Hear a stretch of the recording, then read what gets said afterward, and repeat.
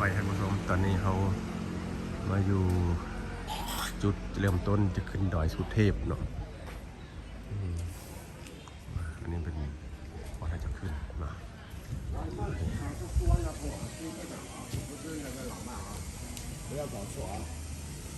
晚上是哪个机场？新机场是吗？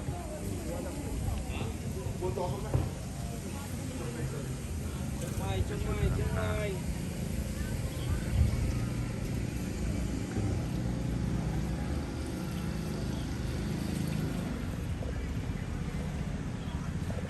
เริ่มขึ้นแล้ว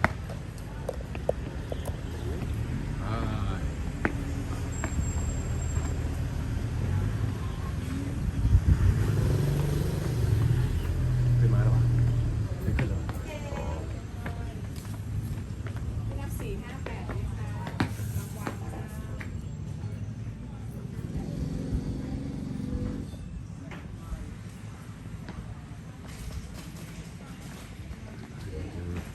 หันขาพอจะขึ้นดอย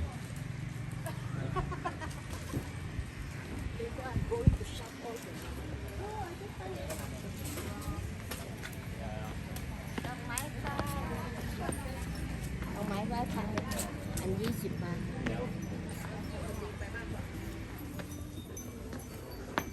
เอาละเริ่มขึ้นละลุย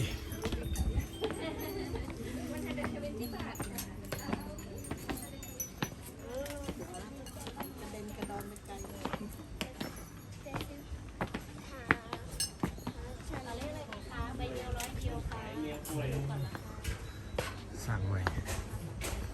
สร้างใหม่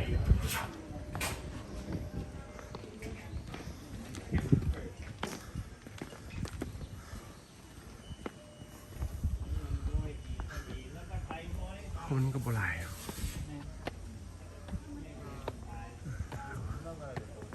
หลายวันไหนนี่จุดเริ่มต้น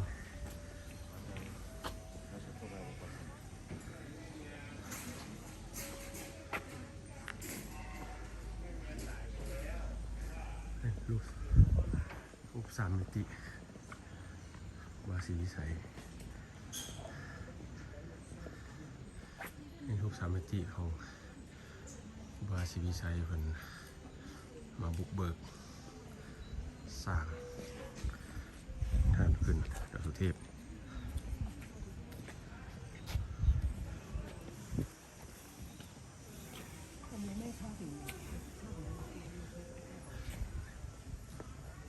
ค่อยๆเดินอย่าง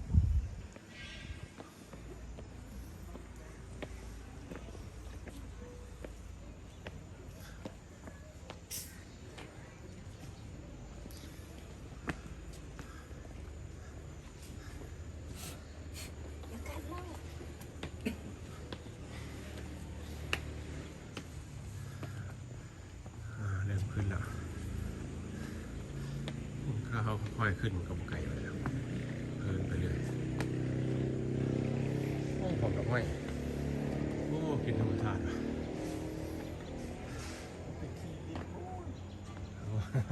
มันบ่ได้บรรยากาศเนาะนี่ได้กินธรรมชาติเนี่ยกินดอกไม้มันลมลื่นก็ถือว่าดีอากาศร้อนมาไหนอากาศพอดีอยู่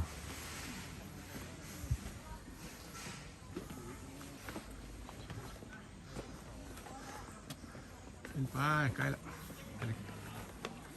โดนก็ขึ้นครึ่งหนึ่งละ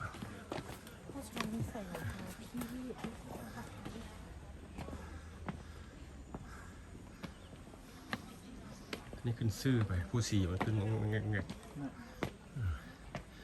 กายครึ่งวะดิ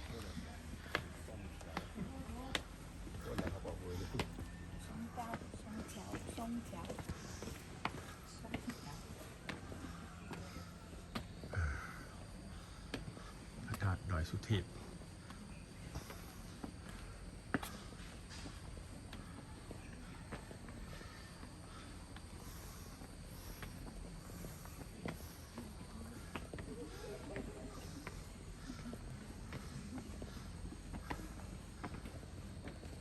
นักท่องเที่ยวก็บ่อยคึกคักปานใด บุคเดียวจะขับวันนี้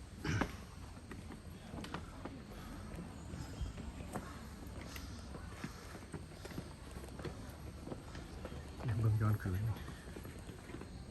ดูมาจุดเริ่มต้นไก่เครื่องแล้ว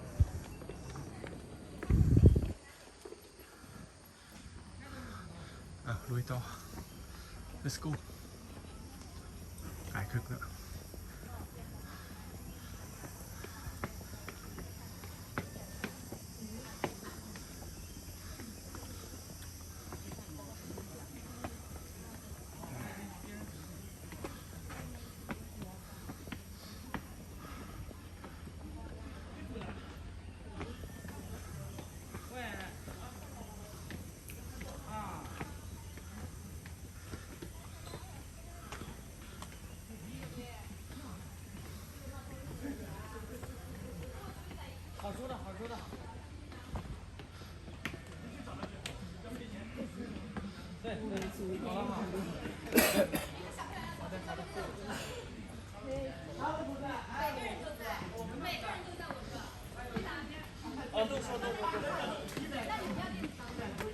对对对，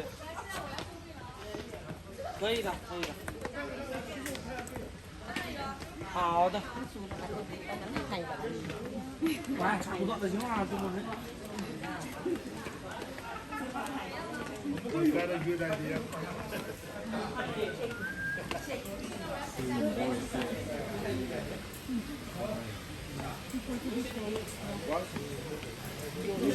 看ดาวไม่ใช่เหรออ๋อเอาราดู Same.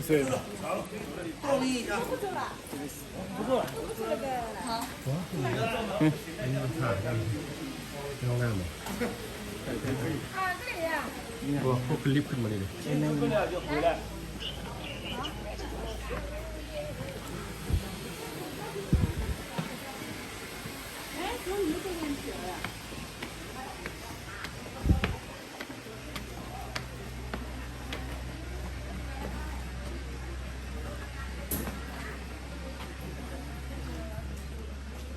ล้วพาไปเทค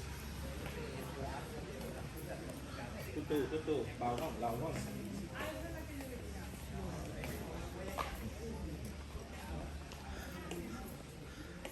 เกือบไปนี่ไปทอดเกือบไปทอดเกือบ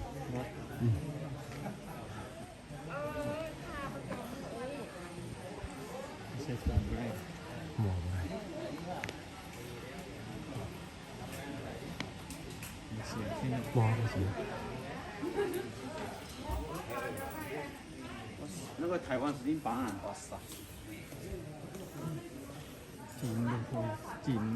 ส่วนก็ไม่ใช่เก็บเลยขึ้นทางนี้ปุ๊บ ไปขึ้นแทนไป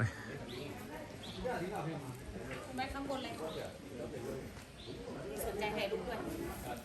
ไปใหญ่ได้นะคะ ก่อนจะขึ้นไปทอดเกิดเพื่อได้ทอดเกิดตอนนี้เราขึ้นสู่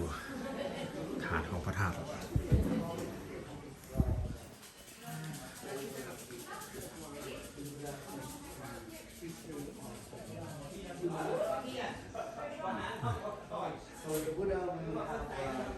ระสิงห์พุทธศิลาชมาเรียน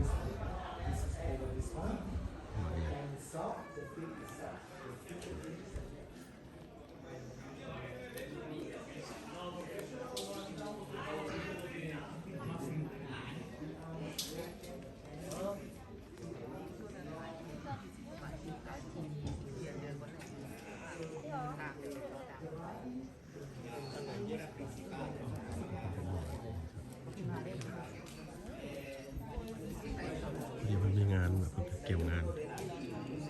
เกี่ยวงาน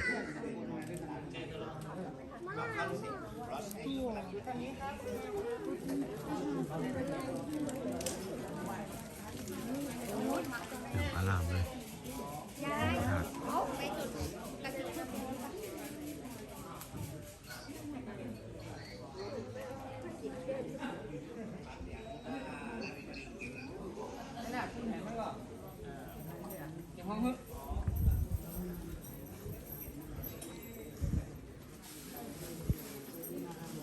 นี่มันเหรอครับ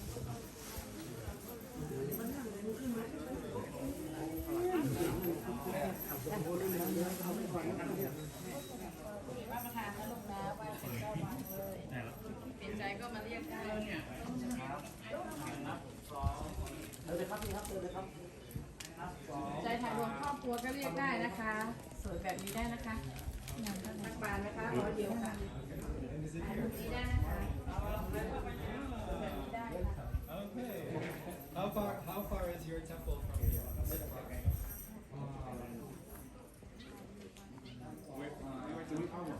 Okay, 3 hours. Okay.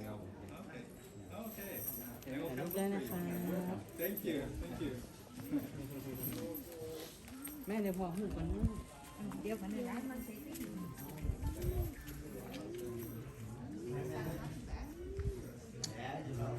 ประตูงามมากบานประตูงามสูงบานประตูงาม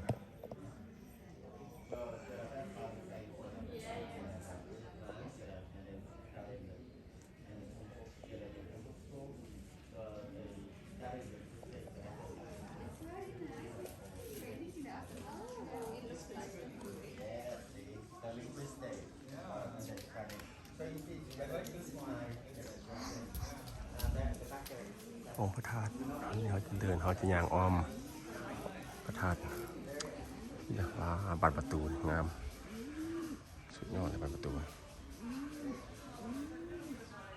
เป็นศิลปะล้านนาล้วนมีความเกี่ยวข้องกับล้านนากับล้านสร้างเรื่องศิลปะนี่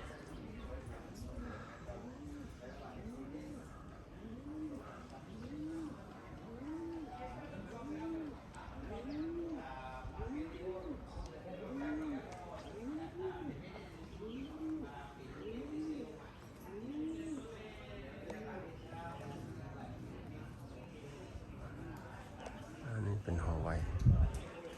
หอมนต์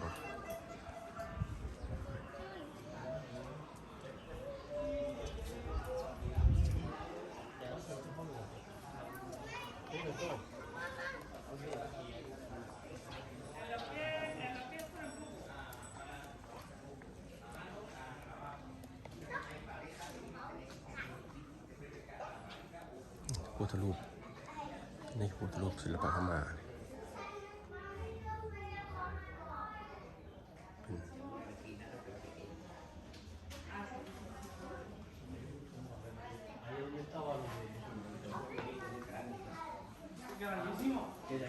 นี่เป็นเชิงเทียน ถ้าบ้านเฮาก็อยู่วัดยีซุนนะเชิงเทียน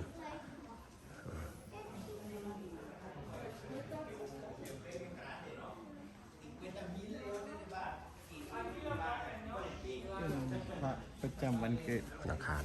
ครับ วันอังคาร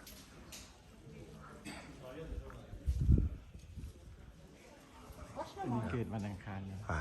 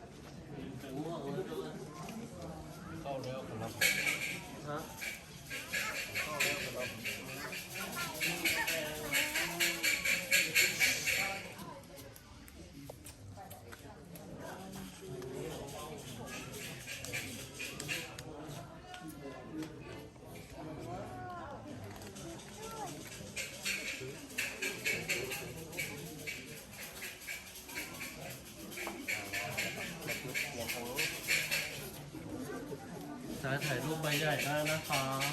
เป็นไฟล์ได้นะครับ